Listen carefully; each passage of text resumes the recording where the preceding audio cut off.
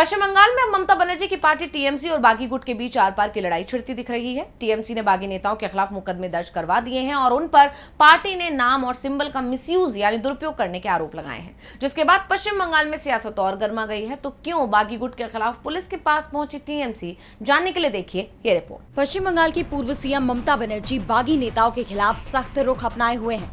हाल ही में उन्होंने बागियों पर तीखा हमला बोलते हुए यहाँ तक कह दिया था कि पार्टी के साथ गद्दारी मां के साथ धोखे जैसा होता है, और अब तो उन्होंने बागी नेताओं के खिलाफ कानूनी एक्शन की भी तैयारी कर ली है।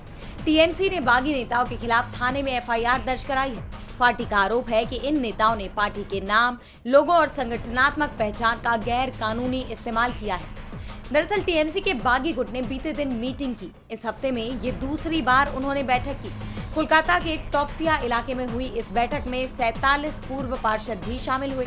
इससे पहले 22 जून को न्यू टाउन में उनकी बैठक हुई थी और खास बात ये रही कि दोनों बैठकों में टीएमसी का नाम और चुनाव चिन्ह तो इस्तेमाल किया गया, लेकिन पार्टी प्रमुख ममता बनर्जी की तस्वीर नहीं लगाई गई, जिस पर टीएमसी भड़क गई और पार्टी की राज्यसभा सांसद डोला सेन ने न्यू टाउन और प्रगति मैदान थाने में शिकायत दर्ज कराई है। शिकायत में बागी गुट पर फर्जी दस्तावेज और इलेक्ट्रॉनिक संदेश प्रसारित करने के साथ बिना इजाजत बैठक करने का भी आरोप लगाया गया है।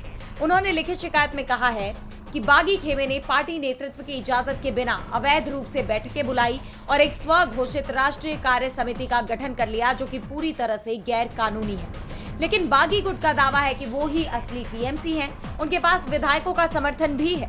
ऐसे में अब ये लड़ाई न केवल राजनीतिक बल्कि कानूनी मोड़ भी लेती नजर आ रही है। इस खींचतान के बीच टीएमसी विधायक कुणाल घोष ने राज्य की बीजेपी सरकार पर भी गंभीर आरोप लगाए हैं। उनका कहना है कि टीएमसी में जारी अंदरूनी टकराव के बीच राज्य सरकार ममता बनर्जी के वफादार विधायकों को निशाना बना रही है, यानी बीजेपी टीएमसी को खत्म करने की कोशिशों में जुटी हुई है।